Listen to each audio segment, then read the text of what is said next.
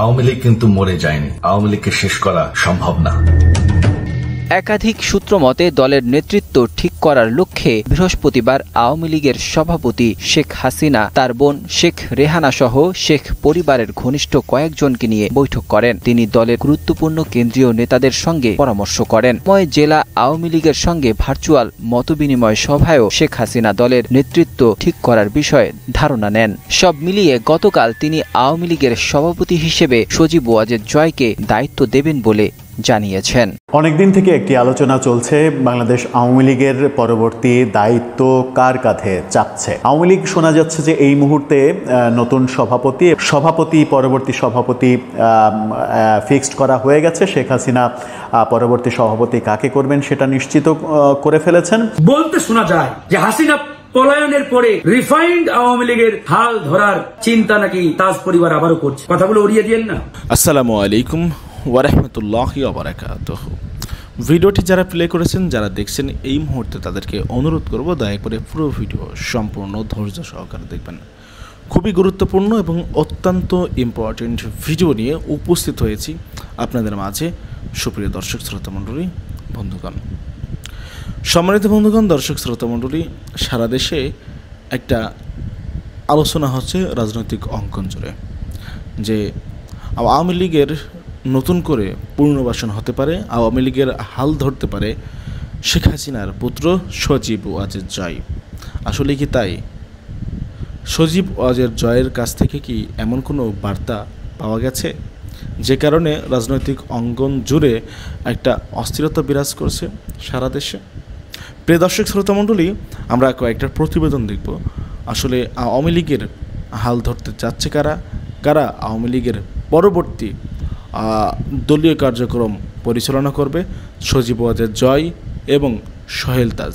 এই দুইজন ব্যক্তির নাম কিন্তু উঠে আসছে বারংবার। প্রিয় দর্শক শ্রোতা মণ্ডলী, চলুন কথা না বাড়িয়ে আর দেরি না করে আমরা দেখে আসি আওয়ামী লীগের পরবর্তী হাল কে ধরতে যাচ্ছে, কার হাতে নৌকার বৈঠা। আওয়ামী লীগ কিন্তু মরে যায়নি। আওয়ামী লীগকে শেষ করা সম্ভব না।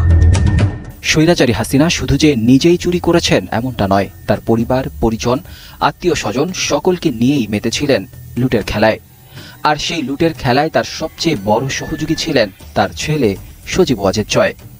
বাংলাদেশে কথিত এক স্যাটেলাইট উৎক্ষেপণ করে লক্ষ লক্ষ কোটি টাকা বিদেশে পাচার করেছেন সজীব ওয়াজেদ জয়। এছাড়া নামে বেনামে বিভিন্ন সময় নানা খাত বানিয়ে লুটেছেন দেশের টাকা।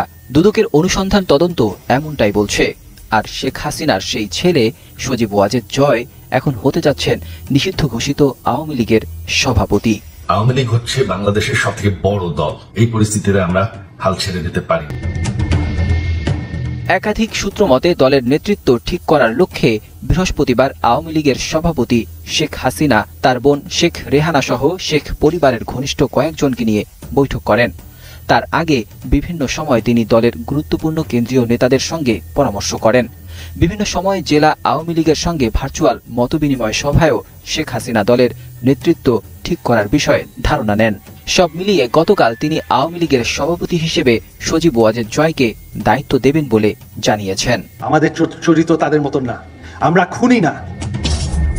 শেখ হাসিনার ঘনিষ্ঠ ওই সূত্রটি জানায়, দলের সাধারণ সম্পাদক হিসেবে মেধাবী ও দক্ষ একজন তরুণ নেতা খোঁজা হচ্ছে। সবকিছু ঠিক থাকলে কিছুদিনের মধ্যে দলের নতুন নেতৃত্ব দেখা যাবে। দলের দুর্দিনে নতুন নেতৃত্ব যেন ভালোভাবে কাজ করতে পারে সেই লক্ষ্যে গুরুত্বপূর্ণ দুই নেতাকে ফান্ড গঠনের দায়িত্ব দেওয়া হয়েছে। যদিও মনে করা হয়েছিল আওয়ামী লীগের পরবর্তী নেতৃত্ব দেবে স্বৈরাচারী হাসিনার একমাত্র মেয়ে সাইমা ওয়াজেদ পুতুল, কিন্তু দুর্নীতির অভিযোগ ওঠায় সম্প্রতি সাইমা ওয়াজেদ পুতুলকে বিশ্ব স্বাস্থ্য সংস্থা থেকে জোরপূর্বক অবসরে পাঠানো হয়েছে। তবে কি কারণে সাইমা ওয়াজেদ পুতুলকে বাদ দিয়ে জয়কে উত্তরাধিকার নির্বাচন করলেন শেখ হাসিনা সেটি এখনও স্পষ্ট নয়। সম্প্রতি সজীব ওয়াজেদ জয়ের যুক্তরাষ্ট্রে ব্যাপক সম্পত্তির খোঁজ মিলেছে বলে খবর প্রকাশ পায়। এখন পর্যন্ত দুদক যুক্তরাষ্ট্রে জয়ের 13টি বাড়ি ও শপিং মলের সন্ধান পেয়েছে। এ খবরের পরিপ্রেক্ষিতে আংশিক সম্পদ থাকার কথা স্বীকারও করেছেন জয়। এ যেন বড় চুরি আড়াল করতে গিয়ে ছোট চুরির তথ্য ফাঁস করলেন হাসিনা পুত্র। অনেকদিন থেকে একটি আলোচনা চলছে, বাংলাদেশ আওয়ামী লীগের পরবর্তী দায়িত্ব কার কাঁধে চাপছে। বাংলাদেশ আওয়ামী লীগ পুরনো নেতৃত্বেই চলতে চাচ্ছে নাকি নতুন নেতৃত্ব আনছে। সেক্ষেত্রে বহু নাম চর্চিত হয়েছে, বহু নাম আলোচিত হয়েছে, কিন্তু কোনোটাই আদতে বাস্তবায়িত হয়নি। আওয়ামী লীগ শোনা যাচ্ছে যে এই মুহূর্তে নতুন সভাপতি এবং নতুন সাধারণ সম্পাদকের খোঁজে আছেন। সভাপতি, পরবর্তী সভাপতি ফিক্সড করা হয়ে গেছে। শেখ হাসিনা পরবর্তী সভাপতি কাকে করবেন সেটা নিশ্চিত করে ফেলেছেন, কিন্তু সাধারণ সম্পাদক এখনো কনফার্ম করা হয়নি। স্বচ্ছ ইমেজের তরুণ একজনকে খোঁজা হচ্ছে যাকে সাধারণ সম্পাদকের দায়িত্ব দেয়া হবে। আওয়ামী লীগের বিভিন্ন ঘনিষ্ঠ সূত্র এরকম ইনফরমেশন দিচ্ছে বিভিন্নভাবে, সামাজিক যোগাযোগ মাধ্যমে, ভারতীয় মিডিয়া বিভিন্নভাবে এই খবরটা আনছে। বাংলাদেশের একটি গণমাধ্যমও এটা নিয়ে একটি প্রতিবেদন তৈরি করেছে। কে হচ্ছেন আওয়ামী লীগের সভাপতি এবং সেটা নিশ্চিত কি না, এবং কে হচ্ছেন তাহলে সাধারণ সম্পাদক।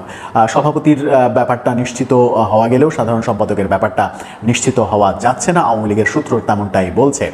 সেটা নিয়ে আলোচনা করবো এই ভিডিওতে। বলছিলাম আওয়ামী লীগের পরবর্তী সভাপতি কে হচ্ছেন, কে সাধারণ সম্পাদক হচ্ছেন, এটা মোটামুটি নিশ্চিত করছে আওয়ামী লীগের বিভিন্ন সোর্স। বাংলাদেশের একটি টেলিভিশন মিডিয়া, 21 টেলিভিশন, তারাও এটা নিয়ে একটা গত রাতে প্রতিবেদন তৈরি করেছে এবং ভারতীয় মিডিয়া থেকেও বিভিন্ন কথা শোনা যাচ্ছে। সজীব ওয়াজেদ জয় ভারত সফর করে গেছেন, সেখানে সজীব ওয়াজেদ জয় এবং সাইমা ওয়াজেদ পুতুল দুজনই শেখ হাসিনা এবং শেখ রেহানার সঙ্গে দেখা করেছেন। দেখা করে তাদের মধ্যে আওয়ামী লীগের পরবর্তী সভাপতি কে সেটা নির্ধারণ করা হয়েছে। সেই সূত্রগুলো বিভিন্নভাবে বলছে এবং বাংলাদেশের গণমাধ্যমও বলছে যে শেখ হাসিনা সজীব ওয়াজেদ জয়ের ওপরেই ভরসা রাখতে চাচ্ছেন। পরবর্তী সভাপতি হিসেবে সজীব ওয়াজেদ জয়ের নামই ঘোষণা হতে পারে অল্প কিছুদিনের মধ্যে। সেই ঘোষণাটা এমন হতে পারে যে আগস্ট মাসেই, আগস্ট যেহেতু আওয়ামী লীগের জন্য খুবই গুরুত্বপূর্ণ একটা মাস এবং আওয়ামী লীগের পতনও হলো এবার সেই আগস্টের 5 তারিখেই, সেই আগস্টটাকে কেন্দ্র করে আওয়ামী লীগ পুনরুত্থানের স্বপ্ন নিয়ে, পুনরায় আবার ঘুরে দাঁড়ানোর স্বপ্ন নিয়ে নতুন সভাপতি, নতুন সাধারণ সম্পাদকের নেতৃত্বে পথ চলা শুরু করতে পারে। সেই ক্ষেত্রে সজীব ওয়াজেদ জয় বাংলাদেশ আওয়ামী লীগের পরবর্তী সভাপতি হচ্ছেন এমনটাই নিশ্চিত করা হচ্ছে, কিন্তু সাধারণ সম্পাদক কে হচ্ছেন সেটা নিয়ে এখনো আলোচনা রয়েছে। এর আগে আওয়ামী লীগের নেতৃত্ব কে নিচ্ছেন, কার উপরে যাচ্ছে, সেই ক্ষেত্রে আমরা বহু আলোচনা শুনেছি। সাবেক রাষ্ট্রপতি আব্দুল হামিদের নাম শুনেছি, সাবির হোসেন চৌধুরীর নাম শোনা গেছে, নারায়ণগঞ্জের মেয়র পরবর্তীতে যিনি গ্রেপ্তার হয়েছেন সেলিনা হায়াত আইভি, তার নাম শোনা গেছে। কখনো কখনো আবার সোহেল তাজের নামও শোনা গেছে, যদিও সোহেল তাজের অবস্থান এখন পরিপূর্ণভাবে আওয়ামী বিরোধী অবস্থান, সেই নামটা আর আলোচনায় আসার কোনো কারণ নেই। কিন্তু যে নামগুলো আলোচনায় এসেছিল সেই নামগুলোর কেউই এই দায়িত্বে, সভাপতি কিংবা সাধারণ সম্পাদকের দায়িত্বে বোধহয় আর আসছেন না। সাধারণ সম্পাদক হিসেবে অপেক্ষাকৃত তরুণ কাউকে খোঁজা হচ্ছে, এটা মোটামুটি নিশ্চিত করছে সেই সব সোর্স যে ওবায়দুল কাদেরকে আর আওয়ামী লীগের সাধারণ সম্পাদক রাখা হচ্ছে না। ওবায়দুল কাদেরের নেতৃত্ব নিয়ে বহু সমালোচনা রয়েছে। জুলাই অভ্যুত্থানে তার বহু কথা বিতর্কের জন্ম দিয়েছে এবং সেই বিতর্কই মূলত আগুনে ঘি ঢালার মতো তৈরি হয়েছে। ওবায়দুল কাদেরের নেতৃত্ব নিয়ে আরও অনেক সমালোচনা রয়েছে। দলে হাইব্রিডদের আগমন বেশিরভাগই তার হাত ধরে হয়েছে, নমিনেশন বাণিজ্য এরকম অভিযোগও তার বিরুদ্ধে রয়েছে। সব মিলিয়ে আওয়ামী লীগ নতুন কাউকে খুঁজছে। সেই নতুন কেউ কে হতে পারেন?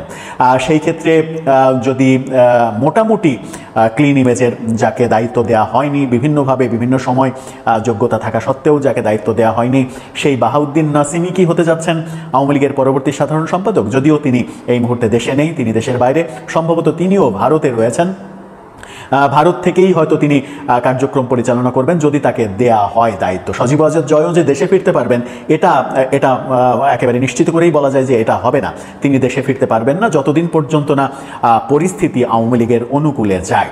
তার মানে হচ্ছে যে আওয়ামী লীগ তাদের নতুন সভাপতি এবং নতুন সাধারণ সম্পাদক পেতে চলেছে খুব শীঘ্রই, কিন্তু এই দুজনই বিদেশে অবস্থান করবেন। সজীব ওয়াজেদ জয় আমেরিকায় অবস্থান, সাধারণ সম্পাদক নিশ্চিত করেই কোনো না কোনো দেশে অবস্থান, বাংলাদেশে অবস্থান করছেন। এমন কাউকে দায়িত্ব দিলে তার কপাল যে পুড়বে, তিনি যে নিশ্চিত করেই মানে জেলে যাবেন, এটা নিশ্চিত করেই বলা যায়। সুতরাং সেরকম রিস্ক নাও নিতে পারে আওয়ামী লীগ। অনেকে একটু বেশি আবেগী হয়ে মাশরাফি বিন মুর্তজার কথা আলোচনা করেছেন বিভিন্নভাবে। সেই আলোচনা এখনও চলে যে তরুণ মাশরাফিকে, যিনি বাংলাদেশের ক্রিকেট দলকে নেতৃত্ব দিয়ে অনন্য উচ্চতায় উঠেছিলেন, আসলে ক্রিকেটে নেতৃত্বের সমস্ত গুণ তার মধ্যে রয়েছে, তার কথাও অতি আবেগে অনেকে বলা কওয়া করেন। কিন্তু ক্রিকেট দলের নেতৃত্ব দেওয়া আর সারা বাংলাদেশে কোটি কোটি মানুষের একটি দলকে নেতৃত্ব দেওয়া, এই দুইয়ের মাঝে যে আকাশ পাতাল তফাৎ রয়েছে, সেটাও রাজনীতি না বোঝা লোকরা হয়তো ভাবতে নাও পারেন, কিন্তু যারা রাজনীতি বোঝেন তারা নিশ্চিত করে বুঝবেন যে দুইটার মধ্যে অনেক পার্থক্য রয়েছে। সেই ক্ষেত্রে আমার মনে হয় যে তরুণ কিন্তু অভিজ্ঞ এরকম কাউকেই তারা দায়িত্ব দেবেন, যার মোটামুটি আওয়ামী লীগের মধ্যে ক্লিন ইমেজ রয়েছে এবং সরকারে থেকেও বিতর্কের মধ্যে পড়েননি এমন কেউই হয়তো নেতৃত্ব পাবেন। সরকারে থাকা এবং সরকারের মন্ত্রিত্ব করা, এমপি মানে বিশেষ করে মন্ত্রিত্ব পাওয়া, এরকম কেউ এরকম দায়িত্ব নাও পেতে পারেন। বাহাউদ্দিন নাসিমকে আমরা দেখেছি যে এমপি হিসেবেও তাকে মনোনয়ন দেয়া হয়নি বিভিন্ন সময়ে, তার এলাকাতে তার প্রতিদ্বন্দ্বী হিসেবে দাঁড় করানো হয়েছে আব্দুস সোবহান গোলাপকে, বাহাউদ্দিন নাসিমকে নেতৃত্ব দেওয়া হয়নি। এরকম পরিস্থিতিতে বাহাউদ্দিন নাসিম বহুদিন থেকে আওয়ামী লীগে মোটামুটি বঞ্চিত ছিলেন, তার কপাল খুলে যেতে পারে এমন আলোচনা বিভিন্ন দিকে রয়েছে। এছাড়া আরেকটি নাম রয়েছে জাহাঙ্গীর কবির নানক, কিন্তু জাহাঙ্গীর কবির নানক নানাভাবে তিনিও সমালোচিত, নানাভাবেই তার সমালোচনা অনেকে করেন এবং মন্ত্রী থাকাকালীন মোহাম্মদপুর এলাকায় তার খুব একটা যে মানে ওয়েল পজিশন রয়েছে সেটাও বলা যাবে না। কি হতে যাচ্ছে সেটা সময়ই বলে দেবে। তবে আওয়ামী লীগের উত্তরসূরি যে শেখ পরিবারেরই কেউ হবে সেটা তো আগে থেকেই জানা ছিল, আগে থেকেই বোঝা যাচ্ছিল। পরিবারের বাইরে কাউকে মূল নেতৃত্বে আনা হবে না, সেটাই হতে যাচ্ছে। সজীব ওয়াজেদ জয়কেই হয়তো নেতৃত্ব দেওয়া হচ্ছে। সেই ক্ষেত্রে পুতুলের নাম আলোচিত থাকলেও নানা কারণে হয়তো পুতুল পিছিয়ে পড়েছেন। এখন দেখা যাক আওয়ামী লীগ কোন পন্থায়, কোন প্রক্রিয়ায় সামনে এগোনোর প্ল্যান করে। যেভাবে নির্বাসিত হয়েছে সেই নির্বাসিত জায়গা থেকে তারা আবার পরিচ্ছন্ন হয়ে ঘুরে দাঁড়ানোর চেষ্টায় সফল হয় কিনা, সময়ই সেই সাক্ষ্য দেবে। দর্শক, আপনার মতামত জানিয়ে লিখতে পারেন আমাদের কমেন্ট বক্সে। বাংলাদেশে ভারতের বিশ্বস্ত কোন পরিবার যদি থেকে থাকে, রাজনৈতিক পরিবার, সেটি হচ্ছে তাজউদ্দিন আহমেদের পরিবার। এই তাজউদ্দিন আহমেদের পরিবার ভারতের এতটাই ঘনিষ্ঠ এবং বিশ্বস্ত, যেটি 1971 সালের আগ থেকেই প্রমাণিত এবং অনেকটাই কষ্টি পাথরে ঘষিয়ে যেমন প্রমাণ করা হয় খাঁটি সোনা, ঠিক সেভাবেই ভারতের সবচাইতে ঘনিষ্ঠ এবং বিশ্বস্ত হচ্ছে আমাদের তাজউদ্দিন আহমেদের পরিবার। আপনারা যারা ইতিহাস জানেন বা ইতিহাস পড়েছেন সবাই জানেন যে 1971 সালের 25শে মার্চ রাতে তাজউদ্দিন সাহেব শেখ মুজিবুর রহমানের কাছে 3 বার গিয়েছিলেন এবং গিয়ে ওনাকে বলেছিলেন যে আপনি স্বাধীনতার ঘোষণা দেন, মানে বাংলাদেশ যাতে পাকিস্তান থেকে আলাদা হয়। এই জন্য বারবার বলার পরেও শেখ মুজিব কিন্তু ঘোষণা দেন নাই। এই কথাটা কেন বললাম? কারণ তাজউদ্দিন সাহেব একজন পুরো দস্তুর ভারতপন্থী নেতা ছিলেন। এই বক্তব্য শুনে অনেকেই আমাকে গালি দিতে পারেন, বলতে পারেন না তিনি দেশপ্রেমিক ছিলেন, এটা ছিলেন না। দেশপ্রেমিক এক বিষয়, আরেক দেশের এজেন্ডা বাস্তবায়নকারী আরেক বিষয়। যেমন শেখ মুজিবুর রহমান ছিলেন একজন পুরো দস্তুর পাকিস্তানপন্থী। তিনি কোনোদিন বাংলাদেশের স্বাধীনতা চান নাই। তিনি ছিলেন এবং চেয়েছিলেন তিনি পাকিস্তানের প্রধানমন্ত্রী হতে এবং পাকিস্তান অখণ্ড থাকুক, অর্থাৎ পূর্ব পাকিস্তান এবং পশ্চিম পাকিস্তান আলাদা না হোক, এটা মনে প্রাণে চাইতেন শেখ মুজিবুর রহমান। তার মানে শেখ মুজিবুর রহমান পুরো দস্তুর পাকিস্তানপন্থী, আর তাজউদ্দিন আহমেদ ছিলেন পুরো দস্তুর ভারতপন্থী। কিন্তু আমার বক্তব্য, আমরা পাকিস্তানপন্থী হতে চাই না, ভারতপন্থী হতে চাই না, মার্কিন পন্থী হতে চাই না। আমরা চাই বাংলাদেশপন্থী হতে, আমরা চাই নিজ দেশপন্থী হতে। আপনারা ইতিহাস যারা যতটুকু জানেন, বাংলাদেশ স্বাধীন হওয়ার পরে শেখ মুজিবুর রহমান যখন 10ই জানুয়ারি লন্ডন থেকে বাংলাদেশ প্রত্যাবর্তন করলেন, মানে বাংলাদেশ ফিরে আসলেন, মাঝখানে অনেক নাটকীয়তা হয়েছে, ভারতীয় প্লেনে আসবেন নাকি ওই ব্রিটিশ মানে প্লেনে করে আসবেন ইত্যাদি ইত্যাদি, ইন্ডিয়ায় নামলেন কেন, এগুলো নিয়ে অনেক কথা আছে। তো বাংলাদেশে আসার পরে তিনি যখন এয়ারপোর্টে ল্যান্ড করলেন, সবার আগে শেখ মুজিবুর কাছে ছুটে গিয়েছিলেন শেখ মনি এবং কানে কানে গিয়ে শেখ মুজিবুর রহমানকে বলেছিলেন, শেখ সাহেব তাজউদ্দিন তো সব শেষ করে দিয়েছে। এরপরে তাজউদ্দিন সাহেব শেখ মুজিবুর রহমানের সামনে এসে দাঁড়ালেন, বললেন, লিডার ওয়েলকাম টু বাংলাদেশ। এই কথা বলার পরে শেখ মুজিবুর রহমান সাহেব কানে কানে তাজউদ্দিনকে বললেন, তাজউদ্দিন, তুমি তো সব শেষ করে দিয়েছো, শুধুমাত্র পাকিস্তানি সৈন্যদের তুমি উচ্ছেদ করে ভারতীয় সৈন্যদের রিপ্লেস করেছো, পরিবর্তন তো কিছু দেখি নাই। তিনি সেভাবেই সেদিন এই কথাগুলো বলেছিলেন। তো যাই হোক, এই কথাগুলো এই জন্যই বলছি, গত কয়েকদিন আগে তাজউদ্দিন পরিবারের অন্যতম সদস্য জনাব সোহেল তাজ মাননীয় প্রধান উপদেষ্টার সাথে সাক্ষাৎ করেছেন। অত্যন্ত সৌহার্দ্যপূর্ণ পরিবেশে, হাস্যোজ্জ্বল পরিবেশে সাক্ষাৎ করেছেন। এবং ইদানিং আমরা দেখতে পাচ্ছি সোহেল তাজ আওয়ামী লীগের বিরুদ্ধে কড়া অবস্থান ব্যক্ত করছেন, কড়া স্টেটমেন্ট দিচ্ছেন। কিন্তু আপনারা দেখবেন বিগত 15-16 বছরে আওয়ামী লীগের দুঃশাসন আমলে সোহেল তাজের সোশ্যাল মিডিয়ায়, ফেসবুকে, মিডিয়াতে কোনো বক্তব্য নেই। এই যে হাসিনা এত গুম করেছে, ক্রসফায়ার দিয়েছে, সারা বাংলাদেশকে জাহান্নাম বানিয়ে দিয়েছিল, সোহেল তাজ কিংবা তাজউদ্দিন পরিবারের কেউ মুখ খুলেছিল? খুলেনি। বরং তাজউদ্দিন পরিবারের অনেকেই মন্ত্রী হয়েছেন, হাসিনার আঁচল ধরে এমপি হয়েছেন, বিনা ভোটে পার্লামেন্টে গিয়েছেন। সোহেল তাজ সেদিন প্রতিবাদ করেছিলেন? করেন নাই। সোহেল তাজের বোন সিমিন হোসেন রিমি এই হাসিনার আঁচল ধরে মন্ত্রী হন নাই, এমপি হন নাই? কই সোহেল তাজ তো বলতে পারলেন না তার বোনকে যে বোন তুমি যাইও না এই হাসিনার পিছনে, বলেন নাই। তাহলে কেন হাসিনার পতনের পরপরই এই তাজ পরিবার আর সোহেল তাজ এতটা জেগে উঠলেন, আওয়ামী লীগের মধ্যে জেগে উঠলেন? এই সোহেল তাজ এবং তাজ পরিবার কিছুদিন আগেও বলেছিলেন 75-এ বঙ্গবন্ধু শেখ মুজিবুর রহমান হত্যাকাণ্ডের শিকার হওয়ার পরে আওয়ামী লীগের হাল ধরেছিলেন তার আম্মা, মানে সোহেল তাজের আম্মা যান, তাজউদ্দিন সাহেবের ওয়াইফ। এখনো অনেককে বলতে শোনা যায় যে হাসিনা পলায়নের পরে রিফাইন্ড আওয়ামী লীগের হাল ধরার চিন্তা নাকি তাজ পরিবার আবারও করছে। কথাগুলো উড়িয়ে দিয়েন না। এই যে আওয়ামী লীগের বিরুদ্ধে বড় বড় লেকচার, গরম গরম লেখা, এগুলো এমনি এমনি হয় নাই। এগুলো একটা প্লেন সলিড পরিকল্পনা বাস্তবায়নের সিম্পটম। যেদিন ডক্টর ইউনূসের সাথে তাজউদ্দিন সাক্ষাৎ করলেন, সেদিন ইউনূস সাহেবের জিজ্ঞেস করা দরকার ছিল পিলখানার যে হত্যাকাণ্ড, এই হত্যাকাণ্ড সোহেল তাজ কিভাবে এগিয়ে যান। ওই সময় তিনি স্বরাষ্ট্র উপদেষ্টা ছিলেন, স্বরাষ্ট্র প্রতিমন্ত্রী ছিলেন। তিনি কি কোনোভাবেই এই হত্যাকাণ্ড এড়িয়ে যেতে পারেন? কোনো না কোনো ভাবে কানেক্টেড। আমার ধারণা, আমার বিশ্লেষণ করে সোহেল তাজ এবং এই পিলখানার হত্যাকাণ্ডের সুষ্ঠু তদন্ত হলে ফলের বিরাট বেরিয়ে আসবে। যাতে এই ঘটনা নিয়ে আমরা নাড়াচাড়া না করি, এটা যদি আমরা ফেলে রাখি, এই জন্য পরিকল্পিতভাবে সোহেল তাজ এখন এই বেশ ধারণ করেছে। এটাতে আনন্দিত হওয়ার কোনো কারণ নেই। বরং আমি চাই এই পিলখানা সুষ্ঠু তদন্ত এবং এই রিফাইন্ড আওয়ামী লীগ প্রতিষ্ঠার পিছনে কারা কারা কুশীলব তারা, এদেরকে বেরিয়ে আনতে হবে।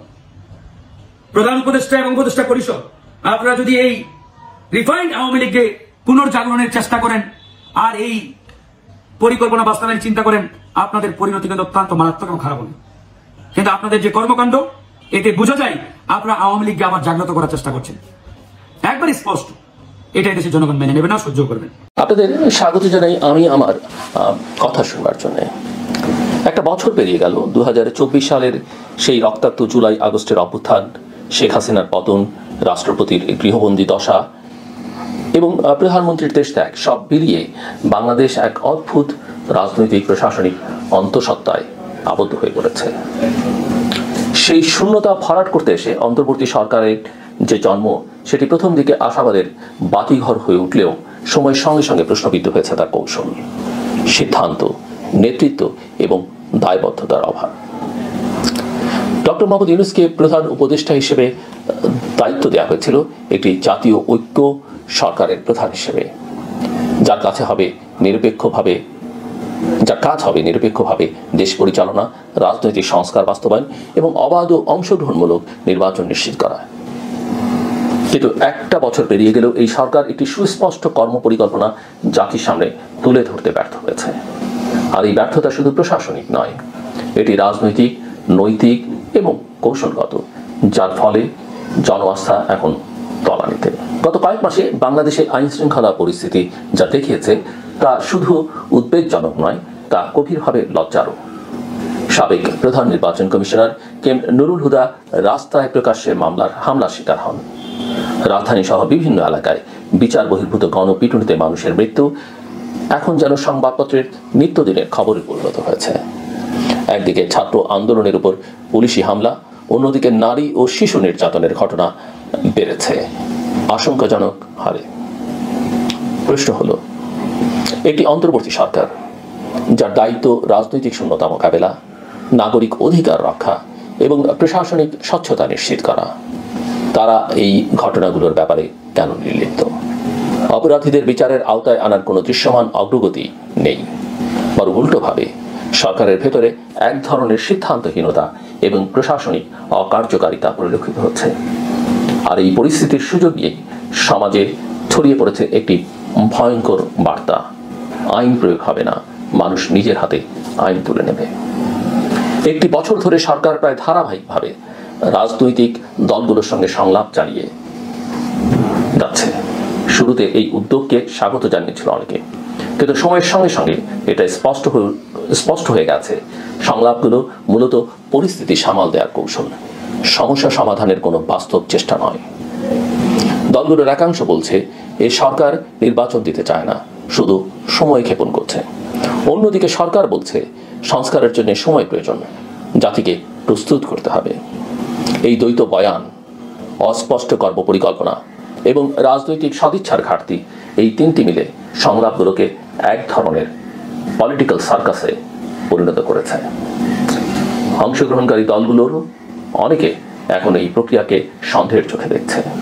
কেউ কেউ বলছেন সরকার নিজের রাজনৈতিক বৈধতা রক্ষা করতে এই সংলাপকে ঢাল হিসেবে ব্যবহার করছে। আওয়ামী লীগের পতনের পর বহু মানুষ ভেবেছিল এবার হয়তো বিএনপি একটি নতুন সুযোগ পাবে, কিন্তু বিএনপি নিজেই এখনো গৃহযুদ্ধের মতো অভ্যন্তরীণ দ্বন্দ্বে ভুগছে। তারেক রহমানের নেতৃত্বে সংস্কারের ডাক এসেছে ঠিকই, কিন্তু দলের ভেতরের বহু নেতা এতে দ্বিমত পোষণ করেছেন। অন্তত তাদের আচরণে সেটাই প্রমাণিত হয়। সংস্কারপন্থীদের সঙ্গে ঢাকাস্থ ঐতিহ্যবাহী রাজনীতিকদের দূরত্ব বেড়েছে। রাজনৈতিকভাবে বিএনপি আজ বিভক্ত, দুর্বল এবং ভবিষ্যৎ পরিকল্পনা নিয়ে দ্বিধান্বিত। মুখে বা কাজে কর্মে তারা যাই বলুন না কেন, কেন্দ্রের নির্দেশ তৃণমূলে বাস্তবায়িত হচ্ছে না। অন্যদিকে জাতীয় নাগরিক পার্টি এনসিপি, যারা নিজেদের নতুন রাজনৈতিক শক্তি হিসেবে তুলে ধরতে চাচ্ছে, তারাও নানা বিতর্কে জর্জরিত। বিশেষ করে ধর্মীয় উস্কানি, কট্টরবাদী মঞ্চে অংশগ্রহণ বা নারী বিষয়ক সংস্কার বিরোধী অবস্থান, এসব তাদের গণতান্ত্রিক ভাবমূর্তিকে প্রশ্নবিদ্ধ করেছে।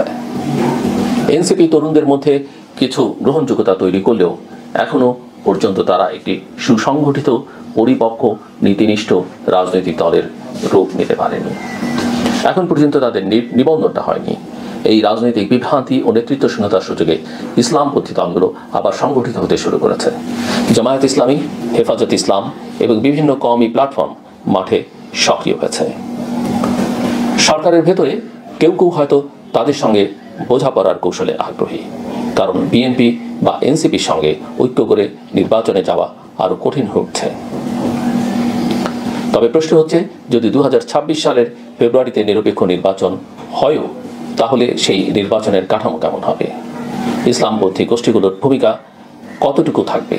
সরকার কি তাদের সঙ্গে সমঝোতায় যাবে, নাকি জনগণের অধিকারের প্রশ্নে দৃঢ় অবস্থান নেবে? ওদিকে এনসিপি আবার ইসলামপন্থীদের সঙ্গে নানাভাবে সংযোগ, ঘনিষ্ঠতা বজায় রেখে চলেছে। প্রথম থেকেই বলা হচ্ছিল অন্তর্বর্তী সরকার একটি রোডম্যাপ তৈরি করবে, যেখানে থাকবে সংবিধান সংশোধনের পরিকল্পনা, অনুচ্ছেদ 70 বাতিল, তত্ত্বাবধায়ক সরকারের রূপরেখা, দলীয় নিবন্ধন নীতিমালা সহজীকরণ, সংসদীয় কমিটির জবাবদিহিতা, নারী যুব অংশগ্রহণ নিশ্চিতকরণ, ছাত্র রাজনীতি ও স্থানীয় সরকার সংস্কার ইত্যাদি। কিন্তু এক বছরও সেই রোডম্যাপ বাস্তবায়নের কোনো লক্ষণ দেখা যায়নি। জাতীয় সংস্কার কমিশন গঠনের উদ্যোগ নেওয়া হলেও তা কার্যকরভাবে মাঠে নামেনি। সংলাপে আলোচনা হয়েছে, কাগজে খসড়া তৈরি হয়েছে, কিন্তু জনগণের জীবনে বা রাষ্ট্রীয় কাঠামোয় তার প্রভাব নেই। বরং সরকার এখন আরো বেশি সময় চাইছে। বিরোধী দল বলছে এটা ভোট পেছানোর ছক, সরকার বলছে পরিণতির জন্য ধৈর্য দরকার। বাংলাদেশের রাজনৈতিক পরিস্থিতি শুধু দেশীয় নয়, আন্তর্জাতিকভাবে গুরুত্বপূর্ণ হয়ে উঠেছে। যুক্তরাষ্ট্র বারবার অবাধ নির্বাচনের দাবি জানিয়েছে। চীন চুপচাপ নিজের কৌশল এগিয়ে দিচ্ছে। ভারত প্রকাশ্যে সমর্থন না জানালেও অভ্যন্তরীণ পর্যায়ে গভীর উদ্বেগ প্রকাশ করেছে। আরও বিশ্ব বাংলাদেশকে ধর্মীয় ঐক্য ও নিরাপত্তার প্রসঙ্গ তুলে চাপে রাখতে চাচ্ছে। তবে সবচেয়ে উদ্বেগের বিষয় যেটা, সেটা হলো বাংলাদেশের সরকার, প্রশাসন এবং রাজনৈতিক দলগুলো এই আন্তর্জাতিক চাপ ও সমর্থন ব্যবস্থাকে নেভিগেট করতে পারছে না। কোনো পররাষ্ট্রনীতি স্পষ্ট নয়, কোনো অগ্রাধিকার নির্ধারিত নয়, ফলে বাংলাদেশ এক অস্থির, বিভ্রান্ত এবং অরক্ষিত কূটনৈতিক পরিস্থিতিতে পড়ে গেছে। সবচেয়ে গুরুত্বপূর্ণ বিষয় হলো এদেশের মানুষ। 2024 সালের সেই সাহসী জনতা যারা রাস্তায় নেমেছিল, দমন পীড়নের বিরুদ্ধে রুখে দাঁড়িয়েছিল, তারাই আজ হতাশ, অবিশ্বাসী। তারা দেখছে পরিবর্তন এসেছে, কিন্তু বাস্তবতা বদলায়নি। শাসকের চেহারা বদলেছে, কিন্তু শাসনের ধরন বদলায়নি। সেই একই রকম জবাবদিহিহীনতা, দমন নীতি, প্রশাসনিক উদাসীনতা, রাজনৈতিক সময়ক্ষেপণ। একটি জাতি তখনই এগোয় যখন তার সামনে থাকে একটা স্পষ্ট ভবিষ্যৎ, একটা বিশ্বাসযোগ্য নেতৃত্ব এবং একটি গ্রহণযোগ্য প্রক্রিয়া। আজ বাংলাদেশ সেই তিনটি হারিয়েছে। অন্তর্বর্তী সরকার যদি দ্রুততম সময়ের মধ্যে একটি বিশ্বাসযোগ্য রোডম্যাপ, নিরপেক্ষ নির্বাচন এবং দৃশ্যমান সংস্কার প্রক্রিয়া না দেয়, তাহলে এই সরকারই হবে আরেকটি ব্যর্থতার প্রতীক। সম্মানিত বন্ধুগণ, দর্শক শ্রোতা মণ্ডলী, আপনারা দেখতে পারলেন আওয়ামী লীগের পরবর্তী হালকে ধরতে পারে সম্ভাবনা কার রয়েছে জানাবেন, এবং আওয়ামী লীগ পুনর্বাসন কি আদৌ সম্ভব? এই বাংলার জমিনে আবার কি রাজনীতিতে ফেরা সম্ভব, পসিবল? আওয়ামী লীগের কি মনে করেন আপনারা যেটি ভাবছেন, যেটি মনে করছেন, সেটি কমেন্ট করে অবশ্যই লিখে জানাবেন।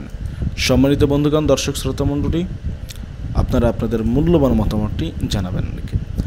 আওয়ামী লীগ যেই কর্মকাণ্ডের জন্য এই দেশ থেকে নিষিদ্ধ হয়েছে, বিতাড়িত হয়েছে, শেখ হাসিনা তার যেই ভুলের জন্য পদত্যাগ করে পলায়ন করেছে, অন্য দেশে রীতিমতো দেশছাড়া হয়ে রয়েছে, তো এই যে এইসব কর্মকাণ্ডের পরও কি আপনারা মনে করেন আওয়ামী লীগের পুনর্বাসন সম্ভব? শেখ হাসিনার পুত্র সজীবদের জয় আওয়ামী লীগের হাল ধরে কি আওয়ামী লীগকে আবারও দাঁড় করাতে পারবে? প্রিয় দর্শক শ্রোতা মণ্ডলী, দলীয় কার্যক্রম নিয়ে, আওয়ামী লীগের কর্মকাণ্ড নিয়ে আপনারা জানাবেন, কি বলতে চান আপনারা। ভালো থাকবেন, সুস্থ থাকবেন। ভিডিওটি শেয়ার করতে পারেন বন্ধু বান্ধবের কাছে। চ্যানেলে নতুন হলে রিকোয়েস্ট থাকবে আপনাদের কাছে চ্যানেলটি সাবস্ক্রাইব করার। আজকের মতো এ পর্যন্তই বিদায় নিতে হচ্ছে আপনাদের কাছ থেকে। আল্লাহ হাফেজ। আসসালামু আলাইকুম রহমতুল্লাহি ওয়া বারাকাতুহু।